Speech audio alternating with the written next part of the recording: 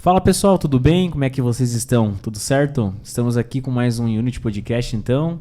Estamos nos organizando para falar sobre um assunto muito legal. Temos duas convidadas aí especiais para esse dia de hoje. E para quem acompanhou lá, né, nós vamos falar hoje, na verdade, sobre alguns assuntos relacionados ao Setembro Amarelo. Mas antes de adentrar esse assunto, né, gostaria que o Vini falasse, né, diga um oi para vocês aí. E depois eu vou pedir para que elas se apresentem também. É isso aí. Olá, pessoal. Então, o assunto de hoje ele é muito interessante, né? Setembro Amarelo, que é o mês da tão falado, né? Tão falado não dá para dizer, né? Mas eu não vejo muita coisa acontecendo, mas chega setembro é falado, né? Sobre a prevenção ao suicídio. Sim, esse é o assunto que será tratado hoje, então. E passar a palavra de volta. Beleza. Então, assim, temos aqui duas convidadas, a Marilu e a Lilian, tá? Eu queria que elas se apresentassem e comentassem a formação que elas têm, ou seja, quem elas são, entre aspas, para estar falando sobre o assunto. Boa noite a todos, boa noite pessoal. Boa noite. Primeiramente, muito obrigada pelo convite, fiquei muito contente. Realmente, como vocês falaram, é um assunto que ele ainda é tabu em alguns momentos para conversarmos sobre isso. Deveríamos falar mais, não somente no Setembro Amarelo, é um assunto que é necessário conversar, falar sobre isso, até para conhecermos um pouco, né? E antes de eu entrar nesse assunto, meu nome é Marilu, eu sou formada em psicologia desde 2011, tenho especialização em investigação criminal e atuei na área da psicologia na parte organizacional. Aí, quando meu filho nasceu em 2018, eu optei em ser somente mãe. Então, nesse momento, eu não estou trabalhando como psicóloga e estou só cuidando do Samuel. Mas eu tenho um projeto aqui na igreja, que é o Projeto Escutando, onde nós fazemos um trabalho de escuta. Nesse Projeto Escutando, ele já existia, ele era de forma online, e aí agora a gente achou melhor fazer na parte presencial. Então, a gente tem o período da tarde aqui nas terças-feiras, que a gente atende aqui. Então, eu estou aqui à frente desse programa atendendo, e a gente tenta colocar os conhecimentos da psicologia nesse atendimento. Nesse momento que eu estou aqui na igreja, eu gostaria de deixar bem frisado, eu sou uma cristã que estou me usando dos meus conhecimentos de psicóloga para fazer um atendimento mais direcionado. Entendi. Aí é aberto a todo mundo, é de forma gratuita e aberto a todos que tenham interesse de momento de conversa, enfim, para ajudar. Lilian? Então, boa noite, pessoal. Obrigado a todos pelo convite. É uma honra participar aqui da nossa igreja, minha igreja também, né? E eu sou a Lilian, psicóloga, então. No momento, eu estou atuando. Eu trabalho numa empresa de grande porte. E eu atuo lá como psicóloga ocupacional. E isso me abre para atendimento clínico e para alguns treinamentos de grupos, né? E eu sou formada desde 2008. Eu já atuei bastante, praticamente todo o período em área clínica, né? Então, também abrange bem a questão do assunto, né? E hoje, antes de mais nada, eu sou uma psicóloga cristã, né? Então, para mim, a base é ser cristã e a psicologia vem depois, né? Então, também fique bem claro que somos profissionais, mas o Senhor é em primeiro lugar e essa é a nossa visão hoje, né? Eu gostaria de entender de vocês duas como foi como é que conseguiram entender e discernir, né, o cristianismo e a psicologia, porque, como a gente sabe, muitos jovens iniciam a faculdade, por exemplo, de psicologia e no meio do caminho eles acabam tendo aquele choque de informações e tal. E daí ele acaba escolhendo a psicologia ou ser cristão. Ou segue a Bíblia ou segue a psicologia. Como vocês conseguiram... Fica pitiru. Não digo juntar, assim, mas ter esse discernimento para entender fé, psicologia, onde é que ela se junta, onde é que é só uma, onde é que é só a outra. Como é que vocês entendem realmente, como a psicologia ela é uma ciência, ela é mais baseada em fatos que você estuda. Então, há um comportamento que você estuda e que você vai detectar um transtorno ou alguma coisa. É tudo baseado em evidências, digamos assim. Já a área cristã é fé. Fé eu não tenho como comprovar. Né? É a minha fé que eu tenho nisso. E o período que eu fiz a faculdade, eu já era cristã. Então, eu já estava nos caminhos da igreja, eu já estava firme na igreja, eu já sabia qual era o que eu queria. O meu direcionamento era ser cristã. E com isso foi até um pouco mais fácil, digamos assim, para eu conseguir separar o que é da psicologia e o que é da parte da fé. Hoje, eu consigo usar esses conhecimentos da psicologia para trazer para a parte cristã. Porque há situações em que o indivíduo ele está doente mesmo. Não é somente problemas de demonização, enfim, qualquer coisa nesse sentido. Não são atos assim espirituais. É problema mental mesmo, são crenças que a gente tem que tratar e que precisamos tratar. E hoje eu consigo unir isso. Justamente por isso que a gente acabou fazendo o programa Escutando, que aí a gente consegue unir esses dois. Então, quando a gente percebe que realmente não é uma coisa de ser tratada pela área da psicologia, eu conduzo a pessoa para a parte da igreja, dela se voltar. Porque hoje a fé, a igreja é a base, a psicologia é um complemento. Então fica mais fácil. Uma não anula a outra, elas se complementam. Se complementam, no meu entender, né? Muito bacana. Não, com certeza. A minha experiência é oposta da Marilu, né? Quando eu fiz a faculdade, que eu me formei em 2008, eu não era cristã ainda, né? Então, eu não tinha conhecido o Senhor verdadeiramente. Então, quando eu conheci o Senhor, deu um boom na cabeça. Meu Deus. Né? Dá um nó, assim, né? Desconstruir tudo. Tu tem que desconstruir e reconstruir. Né? Essa é a vida com o Senhor, em todos os sentidos. Verdade. Né? Não é só no conhecimento que tu tem adquirido enquanto profissional, enquanto pessoa. É enquanto os teus valores de vida, enquanto a tua vida no geral, né?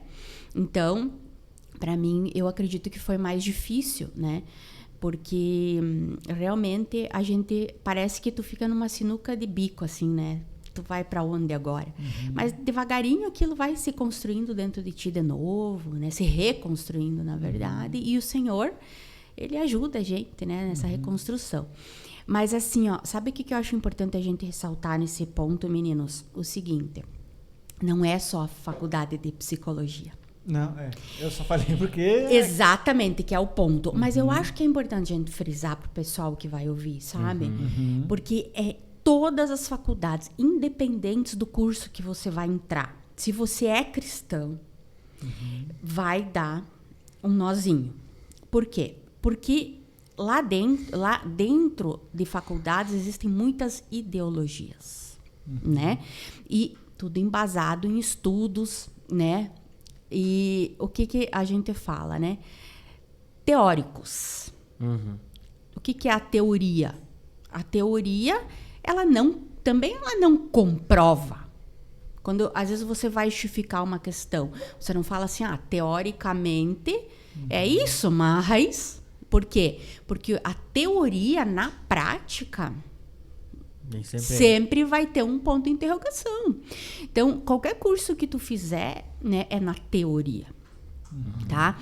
Então, hoje, para os jovens, eu penso que é um grande desafio, né, a escola em si e a universidade. Né? Porque lá é o mundo. E o mundo vai querer te moldar. Né?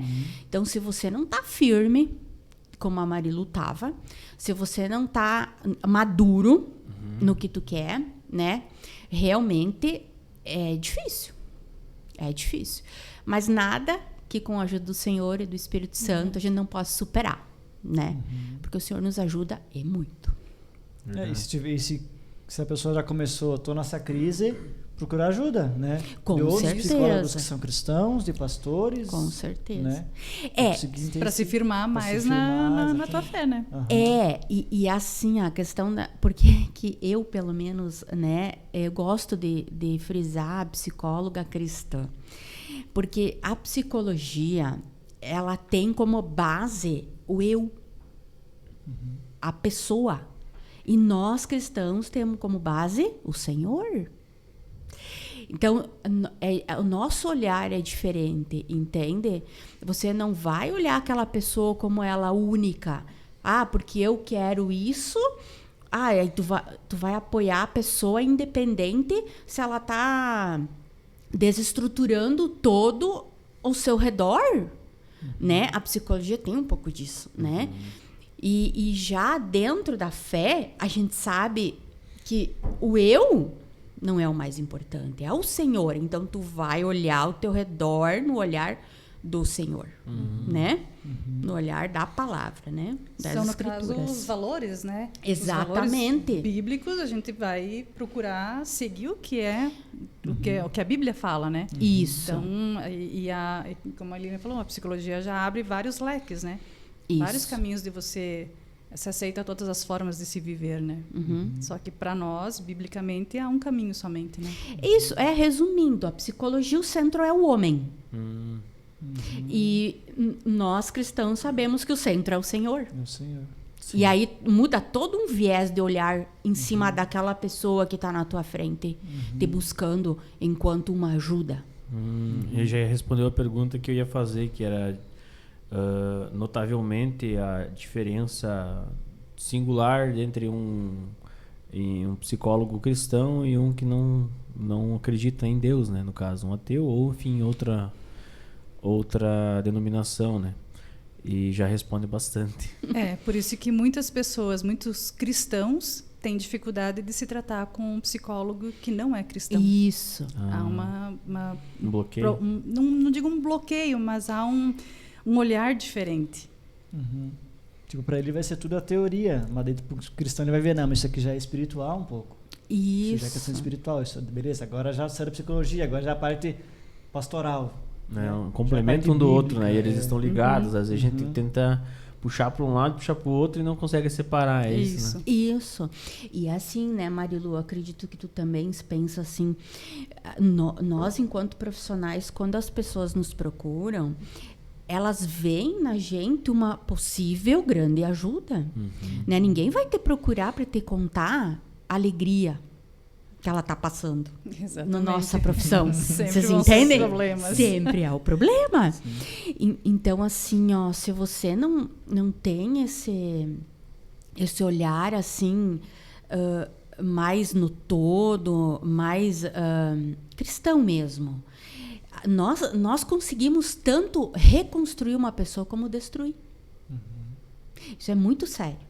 Né? Muito sério. É muito sério. Então, a responsabilidade que a gente tem que ter enquanto na frente de alguém ou de um grupo, seja qual for, é muito grande, né? Então...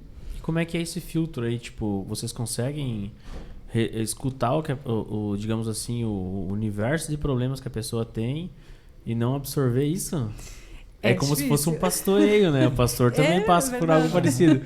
É um psicólogo da fé. Eu acho que todos os pastores têm que ter um pouco de psicologia junto, né? Porque é bem difícil você conseguir se blindar do problema dos outros.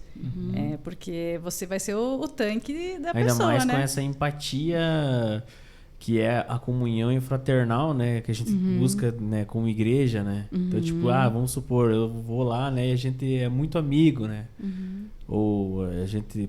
Né, enfim, acho que é mais difícil ainda. Como se tu fosse... sei lá, alguém fosse da tua família te consultar contigo. Acho que é muito difícil. Né? Só que daí, pela ética profissional, nós não podemos atender pessoas da família, pessoas muito próximas. Devido à ética, a gente não nem atende. Amigos. Entendi. Nem amigos próximos, que eu tenho algum relacionamento, alguma coisa, a gente não atende. Entendi. Mas isso não quer dizer que eu, atendendo uma pessoa estranha, eu não me comova com o sofrimento da pessoa. Em algumas situações, assim, quando eu estou escutando... Eu me seguro para não chorar junto com a pessoa. Pra você não, porque eu não posso, eu tenho que ser a base da pessoa, eu tenho que ser o alicerce dela naquele momento. É complicado, né, cara? Mas só que a gente... Teoricamente não tem isso, eu acho. A empatia do coração cristão isso, dói, ele dói com o sofrimento. E você vê a pessoa se rasgando na tua frente, expondo todo o teu sofrimento, né? É dolorido. É complicado. Mais uma pergunta, Vini? Acho que nesse início dá para entender, bem esclarecedor, assim, para a gente conseguir entender fé e psicologia, né? As duas andam juntas, então. Sim. Né? São totalmente mais eficientes se estiverem juntas. Muito com mais. certeza. Com Muito certeza. mais eficiente. Muito mais. Separada, ela vai chegar num limite. É né? verdade. Tanto a fé, eu acho, eu creio, Verdade, né? cara. Quanto a psicologia. Conclusão né? top, eu acho. Né? As duas se... Não sei, agora dá pra ir pra parte do Setembro Amarelo, como Eu acredito começou, que sim. né? Dá pra... Como é que começou, você sabe? Então, aqui no Brasil, o Setembro Amarelo ele começou em 2015, no dia 10, que a gente comemora a prevenção ao suicídio, né? Então, esse ele começou fora, né, dos Estados Unidos para lá, já faz mais tempo que começou, né? Porque um jovem acabou se suicidando e aí os amigos dele, os conhecidos deles, mandaram todos os cartões amarelo no dia do velório. E, em virtude disso ali, foi criada toda essa estrutura que se criou o Setembro Amarelo. Por isso da cor amarela, né? Entendi. Foi por causa mais desse Eu evento. fiquei me perguntando, Marta, por que setembro? Porque é amarelo. Tem toda uma história para chegar no Isso. setembro amarelo.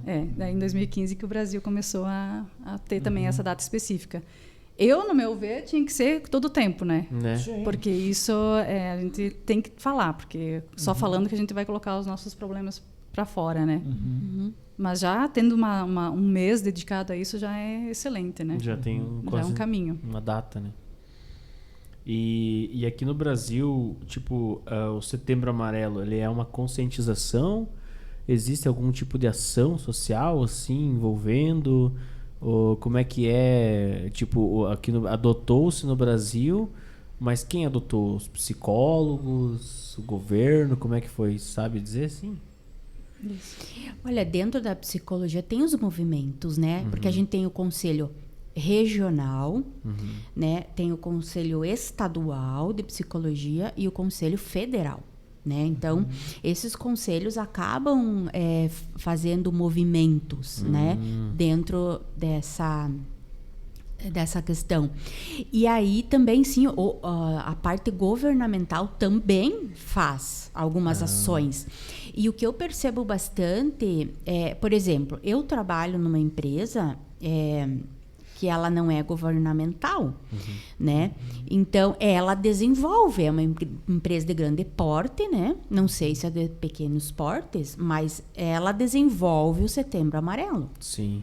Né? E várias outras situações de meses aí que tem propostas, né, de desenvolvimento. Então, uma delas é o Setembro Amarelo, né? E aí é feita campanhas, é feita movimentações, faixas, chamando a atenção sobre o assunto, panfletos explicativos, né? Então, existe sim um movimento a nível Brasil, né? Inclusive tem o CVV, né? O Centro de Valorização da Vida, que é um atendimento gratuito, né? O 188, que ele está disponível 24 horas. 188 é o número. O número 188. Qualquer pessoa pode ligar, está no momento de crise, alguma coisa, né? É exclusivo para isso. Vai ter pessoas lá à disposição para escutar, para ouvir, para dar uma palavra de apoio. Então, também esse centro também é direcionado a esse assunto, né? Prevenção ao suicídio. E vale ressaltar que esse é 24 horas, eu Isso, acredito, 24 né? horas. Então, assim, não é só no setembro, por causa do Setembro Amarelo. É um centro para a pessoa, né, precisou, ligou. Bacana. Isso. Comentou de a pessoa estar numa crise, né? Acho que vamos entrar um pouco mais no assunto. Entrou numa crise. O Setembro Amarelo é falado sobre o suicídio em si, né? Isso. Só que, não sei, vocês sabem sobre isso. Antes do suicídio, tem muitas coisas, né? Antes de chegar nesse nível, digamos, extremo, né? O que são essas fases, podemos dizer assim? Até a pessoa chegar num pensamento assim. Assim, se a gente for ver o suicídio, a tentativa, o pensamento suicida, ele é o pensamento mais anti-instintivo que nós temos. Porque qualquer coisa, se vir alguma coisa atrás de mim, o meu instinto é me defender. Proteção. Se ver um vulto, alguma coisa, eu vou me defender. O meu instinto de sobrevivência é para viver. E esse processo que acontece no cérebro precisa muito estudo ainda. A gente tem que estudar muito mais sobre esse assunto, porque é uma coisa assim que segue esse instinto de sobrevivência. A ideação suicida, o pensamento suicida, ele segue esse instinto de sobrevivência que nós temos, que é coisa inata nossa, né? Então, acontece muita coisa antes, né? E geralmente o pensamento, o suicídio, enfim, o ato, ele está precedido das ideações. Primeiro vem as ideias suicidas, que a gente vai pensando. Isso tudo se desencadeia geralmente de transtorno. Algum transtorno, o mais comum é o transtorno da depressão, né? Que é o que mais leva ao suicídio, seguido de ansiedade, bipolaridade também é muito, muito grande, né? Que conduz, culmina numa tentativa de suicídio, além do uso de substâncias tóxicas, né? Bebidas, drogas, todas essas outras substâncias. E primeiro são os pensamentos. São os pensamentos que vão vindo, a desesperança que vai surgindo, né? A pessoa vai pensando que não tem mais e, se não houver algum tratamento, se não houver uma prevenção, alguma coisa, pode culminar no suicídio. Seria tipo assim, estou com um problema, vamos pegar um comum que acho que quem não tem é porque é rico, problema financeiro. Estou com um problema financeiro, estou endividado, não sei o que, aconteceu em 1929, eu acho, nos Estados Unidos, que a crise que aconteceu, muitos, né, que tinham dinheiro investido e perderam fortunas se suicidaram, pularam de prédio, enfim. Então, tipo, é um exemplo, claro. Tô com um problema financeiro, não consigo resolver, a pessoa acaba entrando em depressão e depois vem o pensamento suicida? Ou é o inverso? É que assim... É muito relativo? Cada um é um. Cada indivíduo, né? Entende? Então, assim, vamos pensar esse teu exemplo, tá? É como se a pessoa se visse sem saída. É a última válvula. Com certeza, né? Ninguém vai pensar assim... vamos matar hoje. Não, ninguém faz assim. Tô aí... Muito difícil, assim. Eu, pelo menos, não que a gente saiba de alguma situação assim. Isso é decorrente de várias situações. É tipo um balão que estoura, né? Então assim, vamos pensar nesse exemplo que tu trouxe, então, né? Da questão financeira, que é um dos maiores ainda, né? Que deixa a gente encurralado, né? Porque tu pensa, e agora, né? Tu se vê sem saída. É a mesma coisa no estado depressivo por tristeza, melancolia, né? Então, talvez tu não tenha algum problema palpável como um financeiro, tu se vê sem saída. Então, assim, onde eu trabalho, eu tratei bastante casos de tentativas de suicídio, né? Que, glória a Deus, não conseguiram e vieram para mim, daí, né, me encaminharam. Então, o que eu percebo?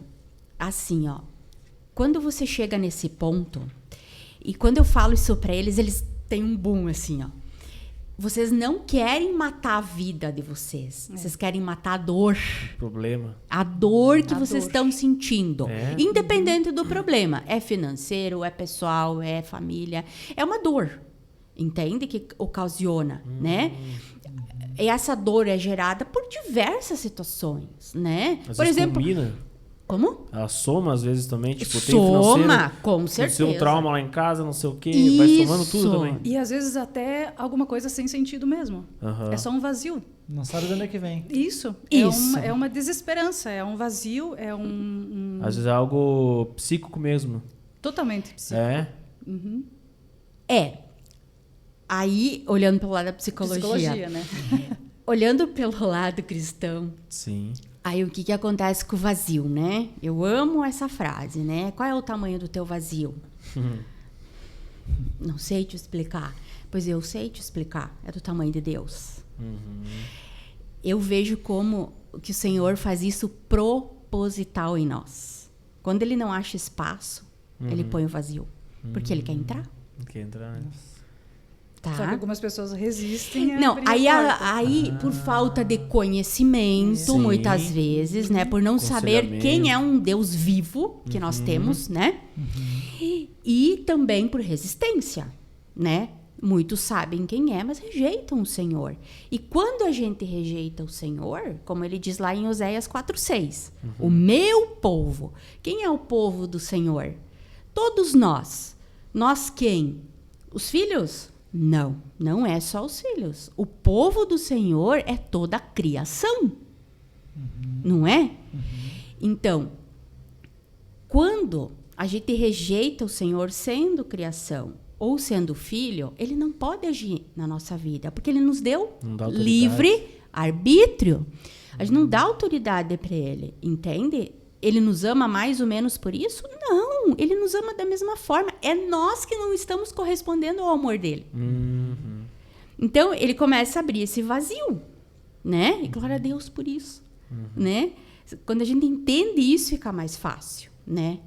Então, quando você não tem esse olhar cristão, aí a coisa complica, né? Vocês entendem?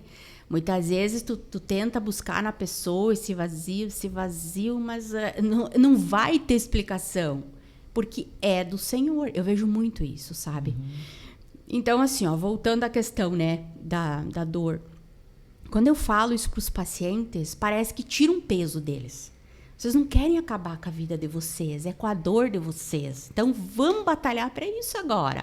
Acabar com a dor. Isso, daí eles, sabe, dão aquele... Tira o fardo. Isso! Tira aquela canga do pescoço. Isso. Né? Então, vocês percebem que uma mudança de olhar muda. Entende? Então, assim, hoje uma pessoa que vai à falência, por exemplo, do exemplo que tu trouxe. A princípio, olhando na circunstância, ela não tem mais saída.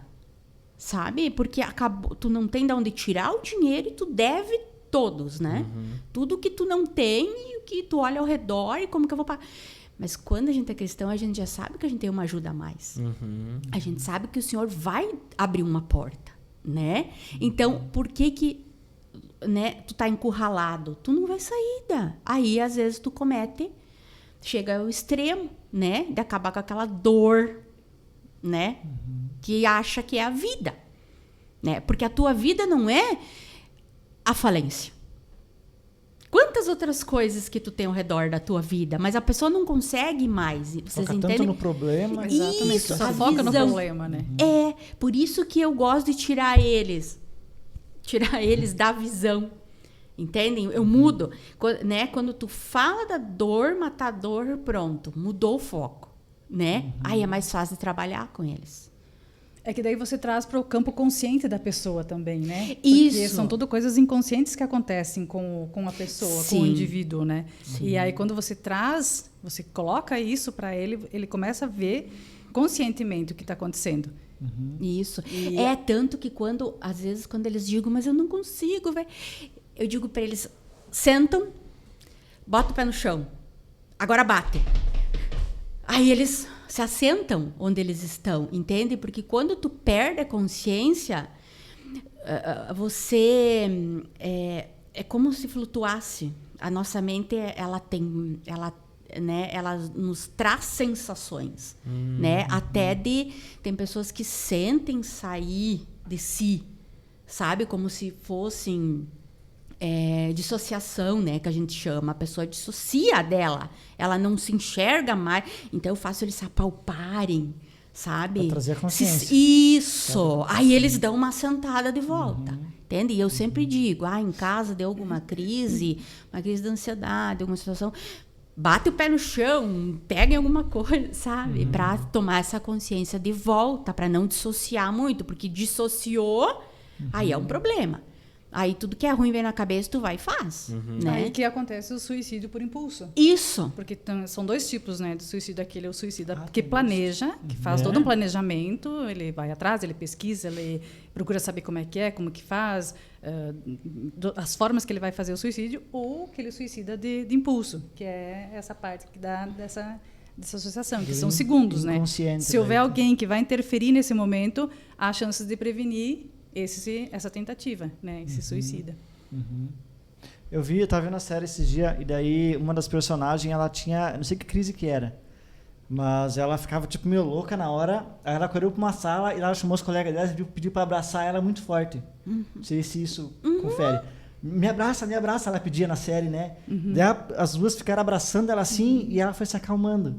Ela explicou do abraçar, que daí não sei se esse sentido de trazer a consciência pro lugar. Pode. Ou isso, se sentir protegida. Proteção também, né? Tipo acolhimento. Assim, Então, são várias formas que pode ser. Esse negócio de como se fala de mente, consciência, pensamento. Eu estou lendo um livro chamado Ative Seu Cérebro. Não sei se já ouviram falar. Ela é uma neuropsicóloga cristã. O nome dela é Carolina Leaf, o nome da mulher. E esse livro é muito legal, que ela traz um embasamento, eu acho que é psicólogo, não sei, e ela traz o embasamento bíblico junto no livro. É muito interessante. E do meio para o final tem o projeto que ela tem, que é 21 dias para desintoxicar o cérebro. Aí eu comecei agora essa parte, né? Ela fala de ter esse controle dos pensamentos, né? Tipo, ela fala, ó, tá lendo o livro agora, você percebe o que você está pensando, você está pensando, que emoção está trazendo isso para ti. Você lendo o livro agora, isso traz um estado de consciência, né? Isso. Você está consciente do que você está fazendo. É porque pensamentos sentido, né? geram sentimentos em nós que vão gerar nossos comportamentos. Os nossos atos, as nossas ações. Então, tudo parte do pensamento. Então, assim, se eu tenho um pensamento negativo, se eu tenho um pensamento pessimista, se eu tenho um pensamento de desesperança, enfim, esse pensamento vai culminar, vai gerar um sentimento dentro de mim de negação, de destruição, de que tenho que terminar com isso, e vai culminar no comportamento do suicídio, da tentativa, enfim, de fazer alguma coisa para que aconteça, para que termine aquela dor, enfim. Última saída. Eles veem como última saída. E vê como última saída, exatamente. Entendi. E falando nisso, uma triste notícia, né? Nós falando sobre o podcast, que ia ser hoje, no caso, sobre isso. Nessa noite passada, eu até comentei com os Pia antes, um conhecido, um vizinho meu lá da firma, se suicidou. Tipo, um homem, não era tão velho, tinha uma filha de 6 ou 8 anos, se suicidou, assim. É porque sabe, uma triste história. Essas situações, ela não tem status, não tem classe, não. A pessoa, às vezes, até a pessoa que é mais abastada, a pessoa que tem condições, a pessoa que tem tudo, ela chega nesse momento que ela não tem mais o que ela procurar. Por exemplo, assim, se eu não tenho muitas condições, se eu não tenho muito dinheiro, eu sei que eu quero comprar essa caneta e eu vou batalhar para comprar essa caneta. Mas só que no momento que eu tenho tudo, eu tenho muitas canetas para comprar, eu não sei nem qual eu vou escolher. Quando a gente tinha televisão que não tinha Netflix, que não tinha TV a cabo, a gente ia naquele canal, assistia aquele canal e pronto. Hoje você perde mais tempo você procurando alguma coisa para assistir do que assistindo de fato. É verdade. Então, quando a gente tem muita escolha, a gente se perde. É verdade. Né? E você não... Aí que entra essa parte. Mas, meu Deus, tinha tanta coisa, era um profissional bem-sucedido, tinha família, tinha amigos, tinha condições. Aí que entra o vazio, né? Isso. De E não nem ter mais... sempre as pessoas externalizam, né? Muito pouco, muito pouco. Porque às vezes elas estão em sofrimento interno. Essa é a questão do tabu. Essa é a questão do tabu de não se assim, falar sobre isso. Mas eu digo também assim, ó, Marilu, que nem o mais próximo sabe. Nem a esposa, o marido, às vezes. Porque nem a pessoa, às vezes, não sabe. Também, exatamente, Tá porque ela não nesse consegue ponto. se Ela identificar. não consegue identificar isso. E o primeiro passo para a cura é eu aceitar que eu preciso de ajuda. É eu entender que eu preciso procurar um profissional, que eu preciso procurar alguma coisa, que eu preciso tratar isso. Então, esse é o primeiro passo, né? Isso. A aceitação de que está nesse estado, né? Isso. Ou, no mínimo, perceber que tem algo errado. Né? Talvez eu nem sei que estado eu tô. Né? Mas aceitar que está acontecendo alguma coisa dentro de mim diferente. Né? Porque o mundo de hoje também, com essas múltiplas escolhas e múltiplos trabalhos e múltiplas situações e múltiplos compromissos que a gente mesmo vai aderindo, não é? Quem faz a nossa agenda? Eu não tenho tempo, tá? Mas quem é que administra o teu tempo? Né? Isso a gente não para pensar. A gente vai entrando nesse ritmo do corre-corre. Alucinante, né? Isso. E aí... Hoje tu sente uma angústia, tu nem sabe que é angústia, por exemplo, né? Pegando nesse viés. Tu sente algo diferente dentro de ti, mas tu tá tão frenético, aquele vai pra cá, vai pra lá, não, eu tenho que ir lá, eu tenho que cuidar do filho, eu tenho que ir pra escola, eu tenho que ir pra faculdade. Eu não posso parar de trabalhar. Eu não posso olhar isso porque eu não tenho tempo. Sabe? E aquilo vai crescer.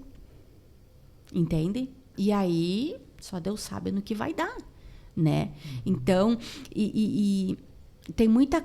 também a própria sociedade em si, né? Assim, ó...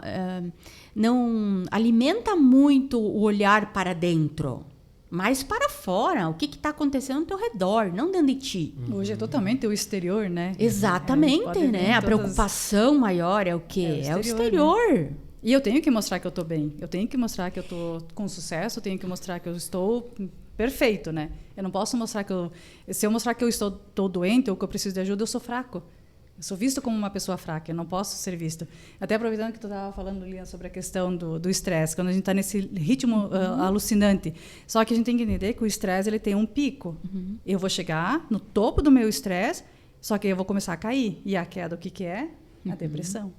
Então, por isso que muita gente entra em depressão. Porque o meu organismo, a minha psique, ela não vai aguentar esse pico de estresse por muito tempo. Isso. Vai chegar um momento que o meu psique ele vai cair para a depressão. Então, então a gente pensa assim, não, tá ali naquele, né, fazendo um monte de coisa, assumindo um monte de coisa. Não vou ter tempo até de ficar deprimido, eu tenho muita coisa para fazer. Exatamente. Só que daí quando cai... ou não tenho tempo para observar o que é. Nem sei se eu estou deprimida, se estou angustiada, se eu estou triste, o que eu estou sentindo. Mas eu não tenho tempo para observar. Né? E aí aquilo... Mas mesmo tu não observando, cresce. Não vai parar por aí porque tu não olhou. Não vai. E por isso você comentou de tão atarefado, eu tenho que mostrar para você que eu estou bem. Por isso que às vezes pastores se suicidam, né? Porque eles têm que provar para as ovelhas que ele sempre está bem. O exemplo, né? Isso, E a gente sabe, assim, de muitos casos de pastores que hoje estão em depressão. Só que eles não podem falar. Na verdade, não podem falar. Eles se constrangem em falar porque há aquela questão de que não, mas você está à frente da igreja, você não tem teu Deus, você não tem Deus, você não crê em Deus. Só que é esse esgotamento. É um ambiente que como para a psicologia, só vem problemas. É muito difícil você vai procurar um pastor para falar de alegrias e de conquistas. E entra aquela história, né, de ele absorver, né, o que as suas ovelhas vivem, né? Isso, por isso que... Se eu pastorei ovelhas que, vamos supor assim, pensam muito em... Vamos pegar uma imaginação, né?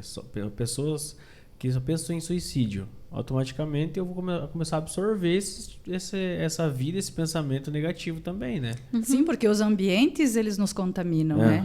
É que se nós pegarmos uma família, por exemplo, uma família que tem pais deprimidos, pais com depressão, 99%, se o filho não se proteger, não se blindar de alguma forma, esse filho vai ser um filho com depressão ou deprimido. Então, o ambiente envolve muito, contamina muito, né? E os pastores, às vezes, eles não estão preparados de uma forma psicológica para se blindar de todos esses problemas. Separar. E aí toda mais essa cobrança da igreja de que o pastor tem que estar sempre bem, tem que estar sempre pronto, tem que estar sempre disponível. Nós vemos os nossos pastores, eles estão 24 horas disponíveis para nós. Só que eles precisam do descanso deles, né? Com certeza. Então a gente não... Talvez nós não podemos dar o descanso, mas a gente pode interceder por eles, né? Porque o Espírito Santo com certeza vai fazer o papel que precisa fazer. E tá junto no caso também, né? Eu creio que talvez ajudar, auxiliar, apoiar, orar. E sem contar que na questão pastores, daí tem o outro lado que tem o espiritual também que ataca, né? Sim. É bem forte. Claro que sim. Então, a gente sabe. Então, é além, né? Aí já tem o sobrenatural. Não que todos não recebam esses ataques, mas o sobrenatural, eu acredito que é mais forte, né? Mas assim, ó, gente, falando nessa linha, não somente de pastores, mas em geral, geralmente lideranças, até de empresas, eu vejo como eu tô nesse mundo, né?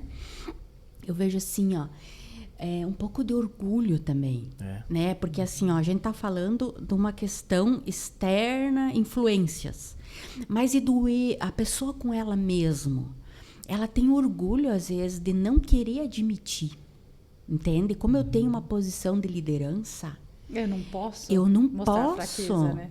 Eu me sinto, mas eu não posso. Aquela cobrança aí gera o orgulho. Entende?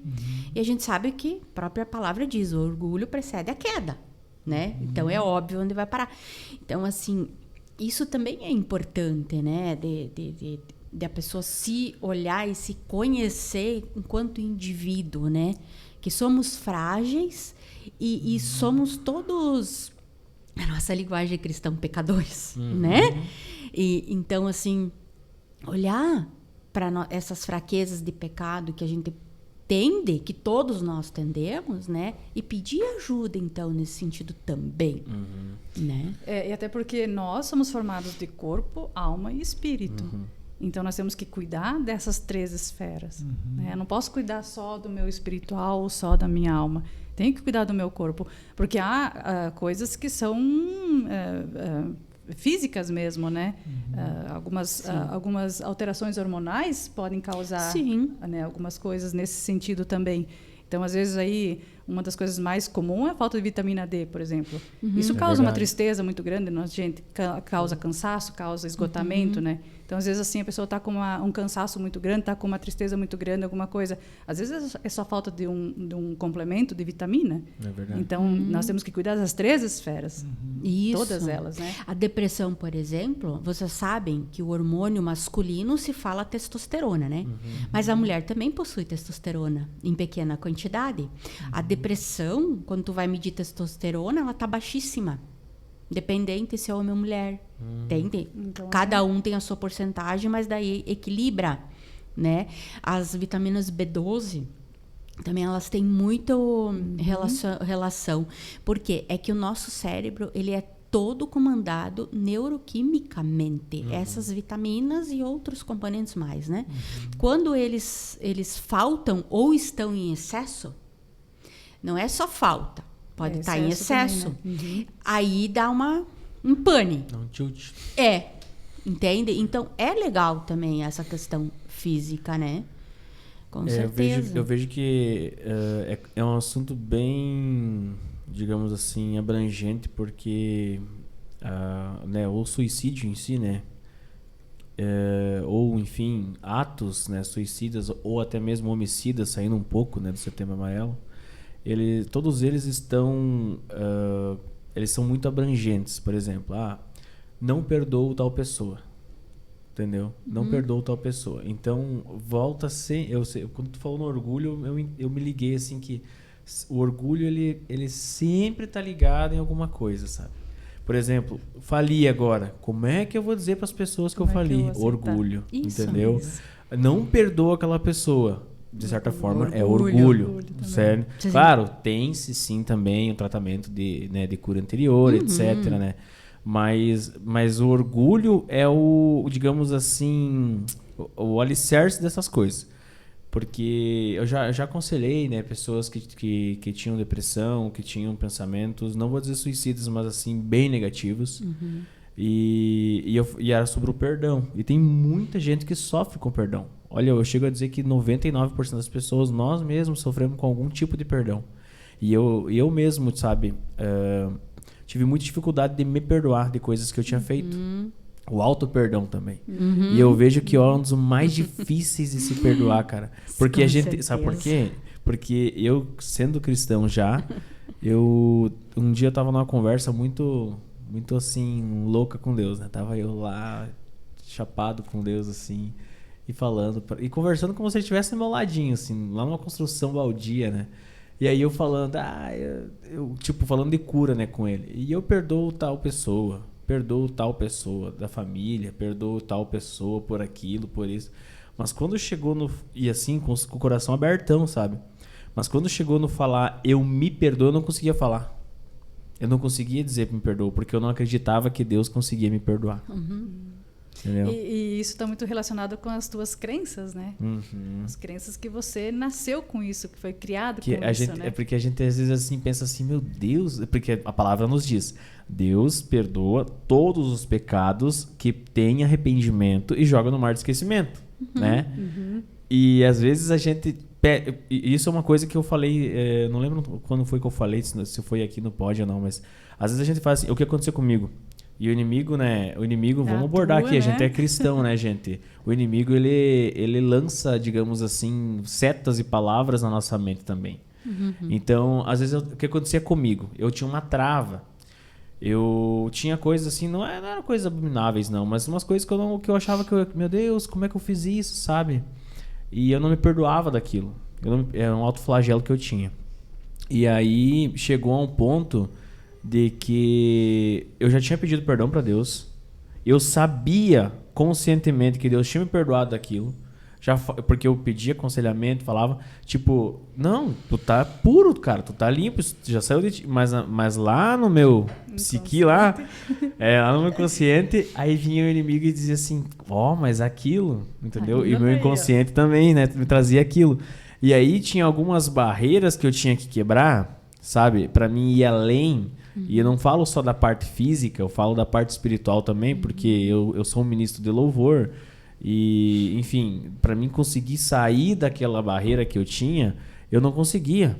Até o ponto que eu tive que me perdoar, entendeu? Eu tive que me perdoar e crer que Deus me perdoou daquilo. E demorou um tempão para mim conseguir entender isso, sabe? Não foi fácil para mim. Então, é por isso que quando tu falou no orgulho, eu entendi que não é porque eu era orgulhoso, eu era totalmente contrário. Eu não era orgulhoso, só que eu não conseguia acreditar que Deus conseguia perdoar pecados e jogar no mar de esquecimento. E aí me veio um dia um amigo meu me falou. Um amigo meu falou assim, cara, tu já notou que tu tá pedindo perdão para tu tá com uma barreira. É como se eu chegasse no céu e dissesse assim, Deus, eu não fiz tal coisa, ou como se eu falasse, eu não consigo fazer isso porque eu fiz aquilo. Aí tipo, Deus vai olhar pra mim e vai dizer assim, tá falando o quê? Não sei do que tá falando. Já foi. Que eu perdoei e joguei no mar de esquecimento. Eu nem sei do que tá falando. Nem me lembro mais. Entende? E daí eu vou ficar assim com aquela cara assim, meu Deus. Fiquei minha vida inteira preso nisso, sabe? E falta de perdão, né? Um dia eu conversando com uma pessoa e eu consegui explicar pra ela o que era essa falta de perdão. Né? De forma minha, né? Que, por exemplo assim, estamos conversando e aí o Vini me chama, me ofende, né? Eu automaticamente crio uma cadeia dentro da minha cabeça, explicando para a pessoa. Eu crio uma barreira, uma cadeia, aonde a chave dessa abertura é só se ele me pedir perdão. Se ele não me pedir perdão, eu não abro isso aqui. E aí eu fico preso naquilo, tem uma parte de mim que está aprisionada naquela falta de perdão, e isso também é espiritual. E eu não consigo ir além daquilo ali, entendeu? Às vezes vamos supor que a gente tá falando aqui, vamos supor que é um relacionamento conjugal, né? Aí a pessoa foi traída, por exemplo, né? E ela não consegue ter a falta de perdão. Não perdoou a outra pessoa, enfim, pode ser um namoro, alguma coisa assim, e entrou em outro relacionamento e ela não consegue, tipo, ter uma vida feliz, enfim. Só tô dando um exemplo, claro, né? É totalmente imaginário. E às vezes aquela prisão é justamente porque aquela outra pessoa não pediu perdão pra ela. Só que essa falta de perdão é um orgulho próprio. Eu não preciso do perdão de ninguém pra ser curado, tu entende? A não ser, como eu falei no início, né, o arrependimento genuíno perante Deus, que daí ele joga no mar de esquecimento. E foi um trabalhar assim de Deus muito... sei lá, cara, foi uma vida, sabe? Pra mim conseguir entender que Deus me perdoou, cara. E amanhã, se eu falhar de novo e eu me arrepender, né? Que fique bem claro que tem que ter um arrependimento genuíno, diz a palavra. Não é tipo assim, Senhor, eu me arrependo, amanhã eu tô lá de novo, entendeu? Desculpa, Senhor. Me desculpa, foi mal, né? Ele tem muita gente que usa uma muleta grande com esse papo, né? Todo dia vai lá, faz a mesma coisa e pede perdão todo dia, né? Daí, se Jesus volta na hora do ato, acabou a história, né? Mas é verdade. E aí, tipo, eu não acreditava. E eu sei que tipo, a gente sempre busca, né, nos aperfeiçoar perante a imagem de Cristo, porque ele é perfeito. Mas no meio do caminho a gente é falho, pecador, todos somos. Sim. E aí a gente pede perdão para Deus, se arrepende e a gente se torna, digamos assim, limpo de novo. E essa paz que transcende todo o conhecimento humano, que diz a palavra, é justamente esse estado de estar em paz com o seu Criador ou estar em paz consigo mesmo, né? Falando, né, espiritualmente. E eu tive muita dificuldade de conseguir esse nível, sabe? Quebrar essas barreiras. É bem difícil mesmo. Eu acho interessante só falar da questão da paz, que às vezes a gente não para observar o que a palavra diz, né? O que o Senhor diz? O próprio Jesus disse, eu vos dou a minha paz, eu vos deixo a minha paz. Então, o que isso significa? Se a gente olhar outros versículos que ele fala sobre, nós não temos paz. A paz é dele. É dele, né? Então, a gente só vai ter se ele dá para nós. E como tudo é assim. A gente que não para pensar nisso, inclusive a capacidade de perdoar, nós não somos capazes. É verdade. Só se ele nos dá. a capacidade. Vocês entendem? Olha, eu vivi uma situação com o Senhor semana... eu não lembro se foi semana passada ou essa semana, início de semana, acho que foi segunda-feira, assim, que eu venho me trabalhando na questão de entrega, né? Porque a gente escuta, não escuta? Os pastores falando, pregações. A gente tem que entregar 100%. Não é entregar o teu trabalho e não a tua família, né? Não é entregar o teu coração, mas do meu trabalho cuido eu. Assim, o Senhor quer tudo de nós, né? E aí eu venho me trabalhando, orando, conversando com ele. Nas minhas conversas, como as tuas, assim, né? Eu conversando com ele, assim, ele me jogou a questão. Tu acha mesmo que você precisa me entregar alguma coisa? Gente do céu, me deu um baque, assim, ó. E um frio na barriga. Eu digo, Senhor? Aí, de repente, veio a resposta. Não. Eu não preciso entregar nada para ele. Tudo já é dele. Eu só preciso reconhecer. Tudo é dele. O que falta em nós é reconhecimento. O que a palavra diz? Que nós não podemos nada sem ele. Por quê? Porque se ele não dá, a gente não pode. Nós dependemos dele, nós tendo consciência ou não. Por que fala que as misericórdias dele se renovam a cada manhã? Porque ele nos dá uma chance todos os dias de reconhecê-lo. Né? Então, assim, ó, falando da vida, então, né? Vamos trazer isso, né, para o assunto um pouco. Se você reconhece, quem criou o mundo? Quem criou o universo? Né? Quem criou os céus, a terra? Tudo o que há neles. Não foi o Senhor? Nós não somos partes dessa criação? Quando foi que a gente adquiriu vida? Está lá em Gênesis. O que o Senhor fez do homem? A criação do homem não foi do pó da terra? E ele estava pronto? Quando que o homem ficou pronto?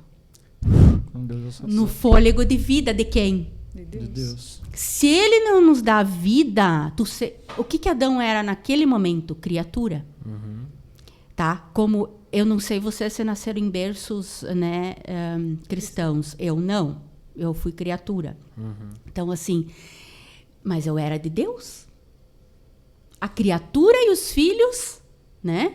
Que é importante, eu acho, a gente também falar essa diferença, né? Criaturas de Deus, filhos de Deus. Né? Porque todo mundo acha que é filho de Deus e não adianta viver no engano. É verdade. Né? Isso é importante. Então, assim, ó, enquanto criatura naquele momento que Adão era, sem o fôlego de vida do Senhor, ele não teria vida, e muito menos nós. O que o Senhor fala em Jeremias, se eu não me engano, é 1:5, que ele nos conheceu antes mesmo da nossa formação. Né? Por quê? Porque é dele, gente. Nós somos dele. Então, quando nós entendemos que a nossa vida não é nossa, o Espírito, né? É dele, que direito tenho eu de tirar a vida? Se foi ele que deu. Se foi ele que deu. Então, assim, ó, gente, se tudo que ele dá para nós entender que não é nosso, tá? Na palavra se fala muito em herança, não é? As heranças do Senhor. Quando a gente pensa em herança, a gente, né, pensa em ganhar, não é? O Senhor nos dá, tudo que ele nos dá é a herança dele. Mas se nós for pensar bem a fundo, é em usufruto. É em Por quê? mordomo. Por que em usufruto? Porque ele está vivo, ele não morreu. Então, se tu tem adquirido uma propriedade que tu recebeu em usufruto, aquela pessoa está viva, ela pode a qualquer momento requerer de volta. Assim é o Senhor. Ele te deu a vida, ele vai requerer. Se nós pensar dessa forma sobre a vida, eu acho que fica mais fácil também de compreender o valor dela. Né? Porque no momento que tu pensa em tirar a tua vida, tu não está dando valor para ela. Né? Agora, se tu entende que ela não é tua, que direito tu tem disso? E como todas as outras coisas que o Senhor nos dá, não é? Tem muitos, né? Inclusive os pastores, às vezes, né? Pessoas assim, nosso meio cristão tem muita dificuldade de falar de dízimo, né? Gente, o dízimo, o meu entendimento, todo o meu salário é do Senhor. Eu só devolvo para Ele. E tudo é assim na minha vida. Se eu não cuidar de mim, se eu tenho um carro hoje, o Senhor permitiu. Se é Ele que nos dá tudo, Ele pode dizer, não, a partir de hoje tu não tem mais nada, a partir de hoje tu não tem mais vida. É só Ele que é o dono. Até porque o dízimo é para mantimento da casa. Então, para que a igreja que esteja aqui precisa de dinheiro. Da obra dele. A obra é dele. Ele nos enche de herança. Para que nós damos continuidade à obra dele. Aí entra a mordomia que o senhor falou, né? Eu dei meu dízimo, mas tudo é do Senhor. Então, além de eu dar meu dízimo, por que eu não posso abençoar uma pessoa? Por que eu não posso abençoar um projeto? Por que eu não posso ofertar na vida de alguém que Deus me pede? Por que eu não posso dar para missões? Isso. Então, se tudo é do Senhor, eu posso fazer qualquer coisa pelo Senhor. Não só com o dinheiro, é só um exemplo, né? Isso. Mas com tudo na nossa vida. Com toda a nossa profissão, vida. Sim, o nosso tempo, com o trabalho, né? com o nosso tempo, com o nosso talento. Então, assim, mas aí vem muito do entendimento de filhos já, né? Sim. Também, porque o Senhor só vai dar herança para filhos, né? Então, assim, e quando a gente é filho, a gente sabe que tem o Espírito Santo nos guiando.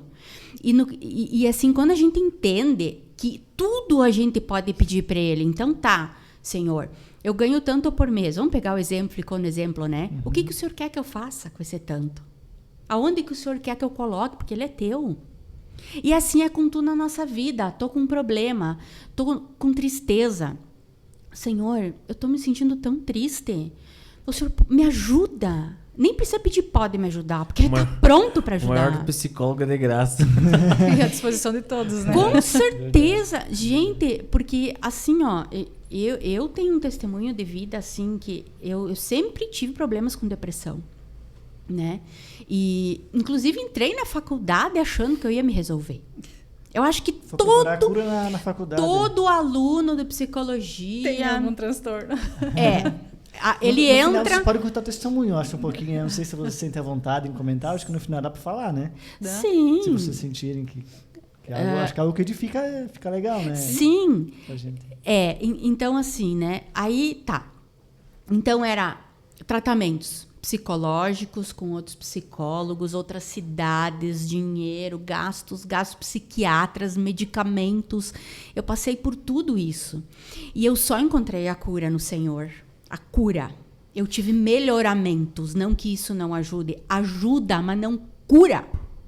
Ajuda a gente a seguir, né? Ajuda a continuar. Ajuda a não querer chegar no ponto de suicídio. No ponto de dizer não tem mais saída e, né? Não que eu nunca, naquele processo, eu nunca pensei. Eu pensei várias vezes em me matar.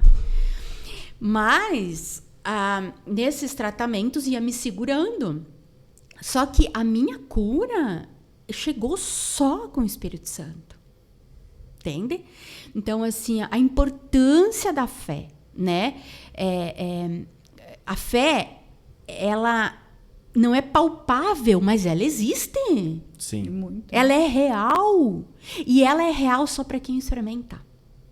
Por isso que, às vezes, as pessoas têm dificuldade de ter fé, né? Eu mesmo, eu venho tendo experiências, assim, de fé que eu nunca imaginei que era possível. Né? Por quê? Porque não conhecia. Né? Então, assim, ó, é muito interessante aquela passagem que eu citei antes de Oséias, né? O livro todo de Oséias é bem interessante da gente conhecer. Porque quando o Senhor fala, né, que o povo sofre por não ter o conhecimento. Conhecimento de quem? Dele. Não é um conhecimento de uma faculdade de psicologia. Não é um conhecimento de uma faculdade de administração, da advocacia, não é.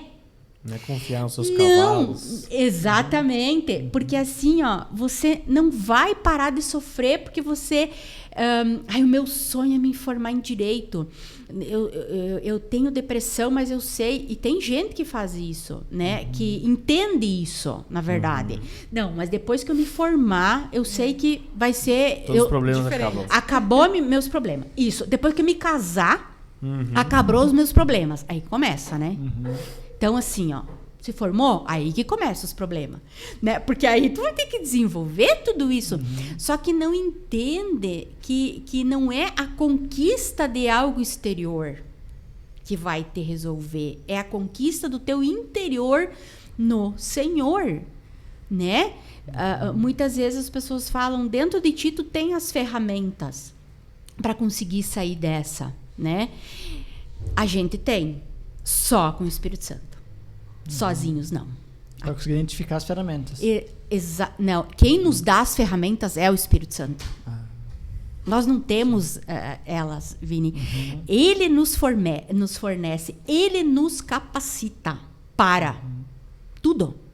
Para tudo o que você conversar com ele, ele ainda te autorizar a fazer, né? Porque não é tudo que o senhor... Ele tem um planejamento para nós. Se a gente quiser sair desse planejamento, nós não estamos no propósito dele. Aí ele já não vai capacitar. Tem tudo isso, né? E é isso que, se a gente entender isso, se a gente entender que a gente tem um ajudador direto, a gente tem um consolador, a gente tem um médico, a gente tem um psicólogo, a gente tem um pastor, que ele é o pastor dos pastores, não é? Se a gente entender isso, que tu tá contigo todo momento, é só tu pedir que ele te ajuda. Né? Só que tem que ter esse conhecimento. Por que o senhor fala? Sofre por falta de conhecimento.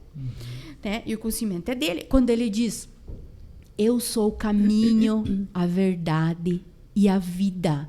Ele não fala, eu sou um caminho. Não.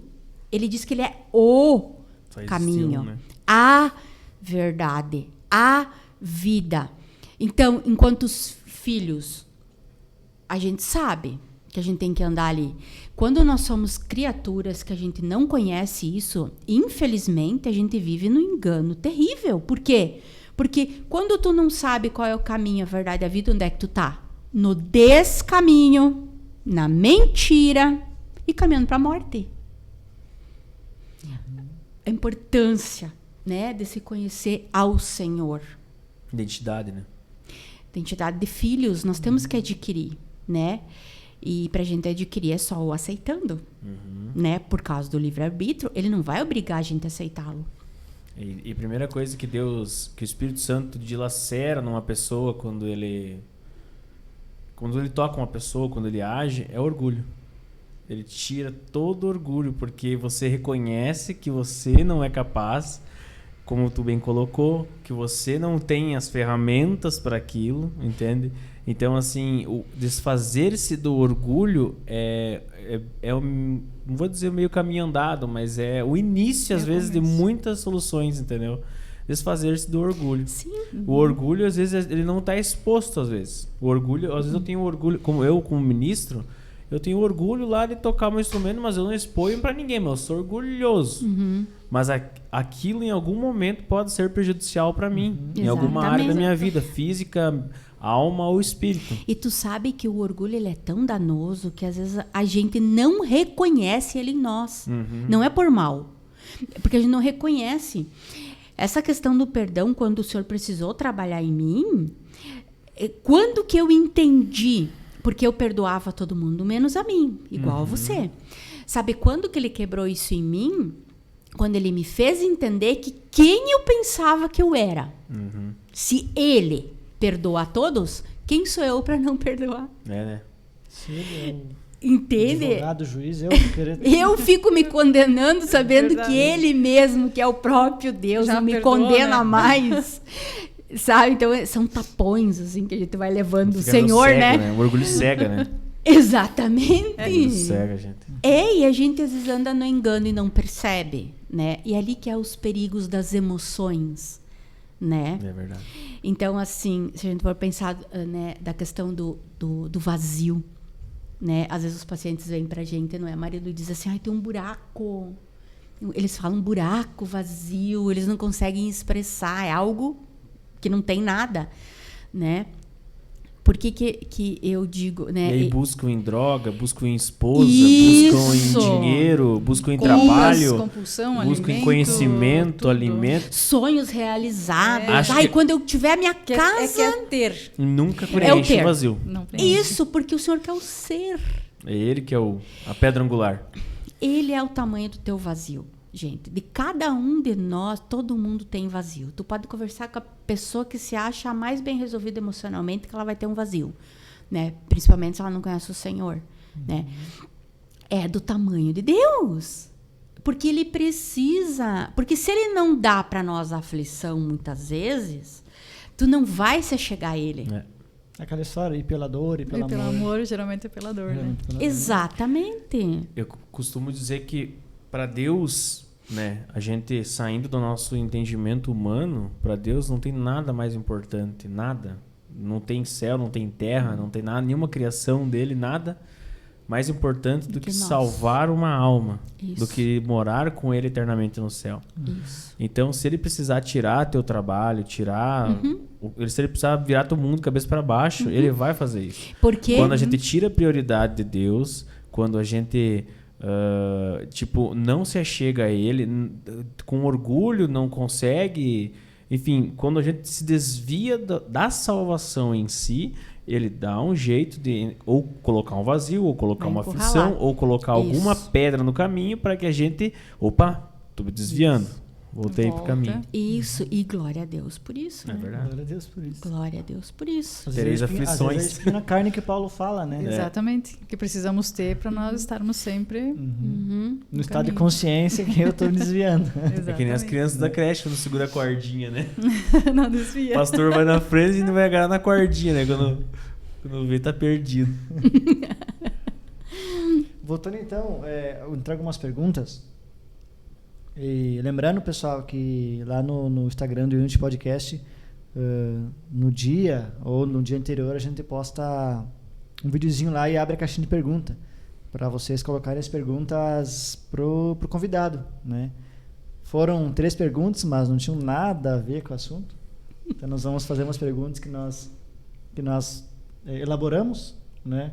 Para continuar alguns assuntos mais específicos, talvez, né?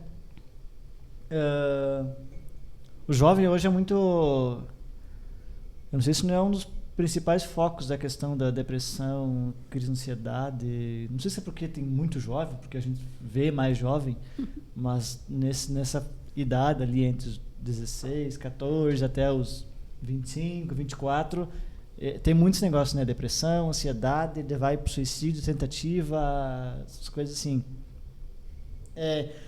Como que a pessoa, a mãe ou o amigo, identifica, né? Consegue identificar numa pessoa, num amigo, que aquela pessoa talvez está indo para um sentido, não talvez o suicida, mas como é que eu percebo essa pessoa? Ela não está bem, né? Tem alguns sintomas que eu consigo identificar que essa pessoa está indo para um caminho assim? Tem vários, né? Acho que o principal mesmo é o isolamento. Tem que começar a prestar atenção na questão se a pessoa começou a se isolar. Não quer mais se encontrar com os amigos, não conversa com mais ninguém, está muito tempo fechado num cômodo só. Principalmente essa questão do isolamento, que é o que mais se sobressai. E aí tem que ficar atento mesmo. Então, assim, a família vai ser o primeiro contato, com certeza, né? E para a família chegar nessa pessoa, não pode ser de uma forma muito afoita também, né? O tempo todo perguntando o que tem, o que está acontecendo, que ajuda, que alguma coisa. Até com uma boa intenção, mas até com uma boa intenção, mas só que não pode sufocar a pessoa, porque a pessoa que está nesse estado, ela tende a se retrair, né? Então ela não vai querer contato, não vai querer conversar, não vai querer falar, não vai querer tocar no assunto. Tô bem, né? Então outro sintoma também é muito sono, dormindo muito, ou muita falta de sono também. Todos os extremos, né? São sintomas que a gente tem que ficar de olho também, prestar atenção. Isso daí seria uma depressão? Não? Depressão e pensamentos. É o início. Ideação, isso, é o início. Tá. Né? Não sei Sintomas. qual outros sintomas mais. O comportamento vai mudar. A pessoa, o Se familiar, retraindo sempre, né? Isso, o familiar conhece a dinâmica daquela pessoa, né? Porque cada um tem uma dinâmica de ser. Uns são um pouquinho mais quietos, sempre foram. Personalidade, né? Personalidade, né? isso. Mas então mudou, piorou, ou até eufórico, né? Exato. Aí o mais São todos pode os ir pro outro extremos. lado? É os Pode, extremos. é os sempre. extremos. Irado, ficar estressado também pode. Isso, é Feliz sempre o também, nervoso, tipo, muito bravo. Como? Sim. Felizão, assim, Eufórico, né? aparentemente. É eufórico, É? né? E os picos, né, Marilu, também. Hoje eu tô bem eufórico, feliz da vida. A vida é mil maravilha. Amanhã eu já não quero falar com ninguém, porque eu tô muito triste. Tipo bipolar, assim. Bipolaridade. Então, porque a depressão, ela tem várias características, né? A bipolaridade tá dando depressão. Tem várias, né? Então, eu, particularmente, eu não gosto de diagnosticar. Tu tem isso, né? Porque é que nem É um estigma, né? e assim, ó, tudo que a gente, que nem a Marilu falou, se tu olhar muito, tu botou o foco, tu virou a luz, o que vai acontecer? Vai brilhar mais. Então, se tu colocou o foco em algo ruim, o ruim vai crescer. Então, assim, a gente tem que cuidar com esses estigmas, né, de taxar, assim, ele tá depressivo. Isso é depressão. Porque muita gente também confunde depressão com momentos de tristeza. Então, nós temos os momentos de tristezas que são normais. Aconteceu alguma coisa, perdi alguma coisa, perdi um ente querido, perdi um emprego, perdi o namoro terminou, o casamento. São momentos de tristeza que eu vou passar. Eu tenho que passar por esses momentos de tristeza. Isso tem um tempo limite, talvez? Ou isso Choro dura uma noite, alegria vem pela manhã. é bíblico, Amém. então Bíblico, tá de um aí, dia ó. pro outro. Mas varia muito, é muito Pena de que a indivíduo pra noite indivíduo, da né? Bíblia é o período ruim, né? E amanhã é quando as luzes acendeu. O problema é quando persiste demais. Quando é um período muito longo, né? Isso. Passa Aí tem que cuidar, de meses, enfim, aí tem que começar a prestar atenção, né? Porque todas as perdas a gente passa por um processo de luto. E todo luto são 5 fases no luto, né? Eu não sei se tu lembra todas elas. Mas, enfim, são 5 fases que tem no luto. Aceitação, aí tem a barganha, a raiva, a revolta, aí vai até para você aceitar. Enfim, são 5 fases. Eu achei que era só luto, mas já tem 5 fases dentro do luto. Dentro do luto, que primeiro tu tem que aceitar isso, né? E daí depois tu vai barganhar pensando assim, não, dá para fazer diferente, não sei o quê. Daí depois tu vai ficar bravo, vai se irritar com aquilo, vai odiar. E, por fim, você vai... Tem mais uma ali no meio que eu me esqueci agora. Mas, por fim, termina pela aceitação, que é o processo normal. Todo mundo passa por isso, né? Às vezes é questão de dias, às vezes é questão de semanas, meses, enfim. Isso pode dar anos, talvez? Depende. Quando é mais patológico, pode durar anos daí, né? Eu, no meu caso, durou muitos anos, o meu luto, né? Então... Faz parte do testemunho. Foi parte do meu testemunho. Então, esse já durou anos, né? Eu fiquei na primeira fase, fiquei na fase da negação. Neguei totalmente a perda, né? E aí que foi todo o processo, né? A cura mais posterior. Quando vocês comentaram dos sintomas, às vezes, talvez, o Júnior também, talvez venham umas pessoas na cabeça, né? Nossa, a pessoa está passando por esse sintoma. Será que ela não está caminhando para algo assim? Né? Talvez identifique. Aquela pessoa talvez seja um caminho para a depressão. Estou identificando que isso pode estar acontecendo. Né? E muitas vezes a pessoa, como a gente falou, é um tabu, a pessoa não quer falar sobre. Como é que eu posso ajudar essa pessoa a se ajudar se ela não quer ser ajudada? Tem como eu, talvez, além da oração, né? Porque eu acho que é primordial, a primeira coisa, né? Como é que eu posso ajudar essa pessoa que não quer ser ajudada? Que é difícil, né? Sim. Chegar a ela. Chegar nela. É verdade. Vocês têm uma tipo, vamos supor assim, chegou o Júnior lá pra conversar, mas o cara, tipo, foi levado às vezes, né? Não sei. De arrasto. Mas o Forçado, cara é fechado, né? fechado. Vocês têm, assim, claro que eu creio eu que não vai ser tipo... Peraí, vamos abrir a cabeça aqui. Não, é um hoje, é um amanhã, é um processo, né? Isso. Porque como a gente fala na terapia, o Ganhando silêncio território. fala, né? Então, através do silêncio, ele já está falando alguma coisa. Então, se a pessoa vem para uma sessão de terapia e ela não fala, é porque já está acontecendo alguma coisa. Vocês lê leitura corporal? Tipo isso?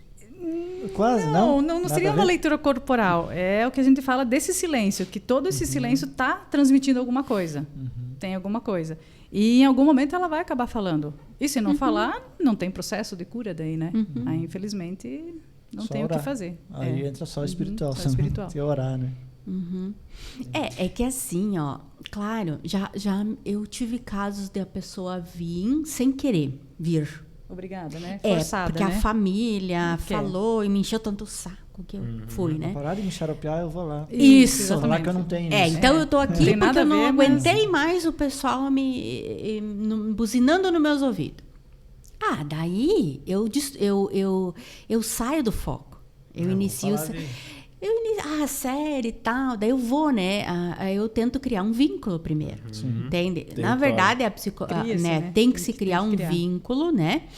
Pra tu conseguir ter a confiança, né? A pessoa precisa ter confiança, né? Aí você cria isso. Mas aí eu saio totalmente do foco. Entende?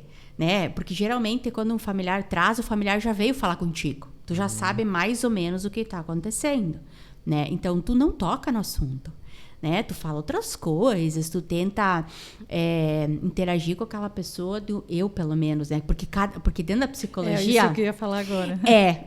Dentro da psicologia... Cada um age de maneira própria. Não. São linhas mesmo. Tem viés de abordagens. Isso, vários, né? Vários. Vocês sabem todas essas linhas para, depende da pessoa, abordar de uma maneira diferente. Não, é o contrário. Tu se especializa em uma. Tu escolhe uma dentro da faculdade, da universidade, e você estuda um pouquinho de todas. Que legal. Quer dizer, depende. Que nem a nossa universidade aqui do Oeste trabalha com 3. Em Chapecó, que eu fiz uma parte da minha faculdade, já trabalhava com 5 desses vieses, né? E depois tu se especializa naquela que tu se identifica mais para trabalhar com aquela forma que tu trabalha, né? Aí, eu não sei qual que é a que tu segue, mas, enfim, a minha...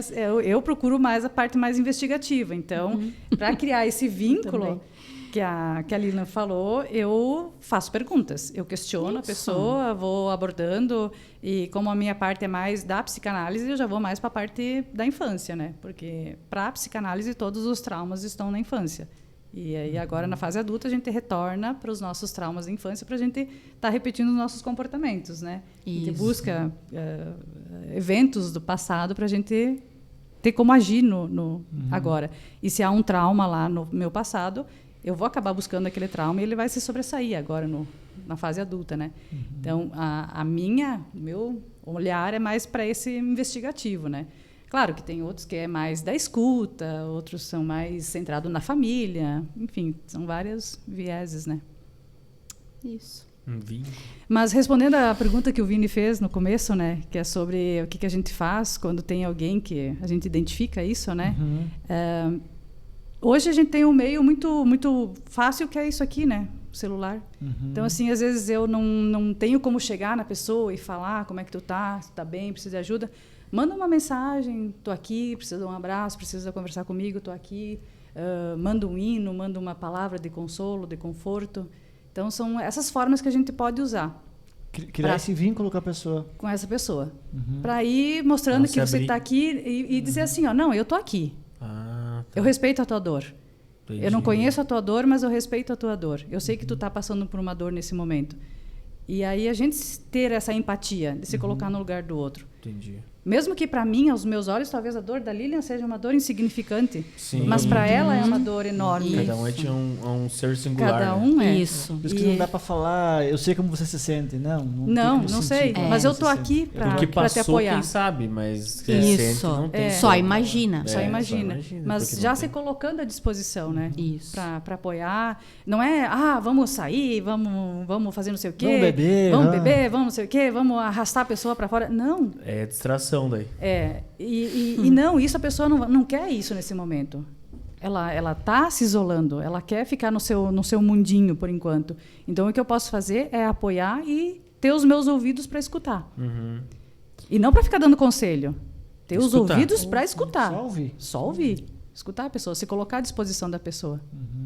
Esse é um papel assim fundamental, né, o acolhimento. Sim, e também é legal assim quando a gente não sabe o que falar e nem o que fazer, tu escuta e pergunta para a pessoa: o que eu posso fazer para te ajudar?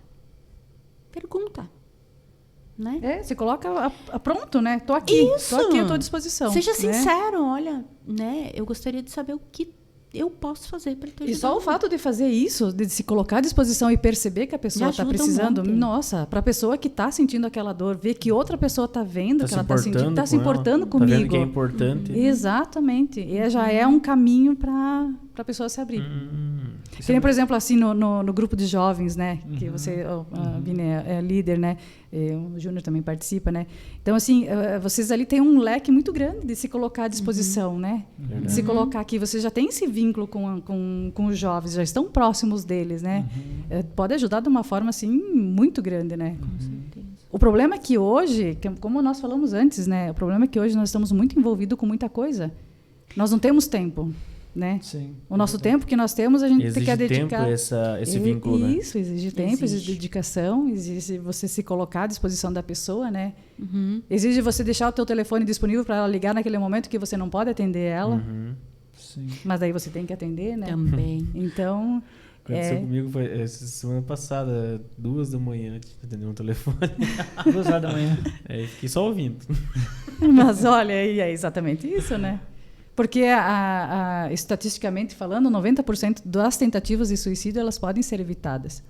Então, de cada 10 suicídios, 9 a gente pode evitar.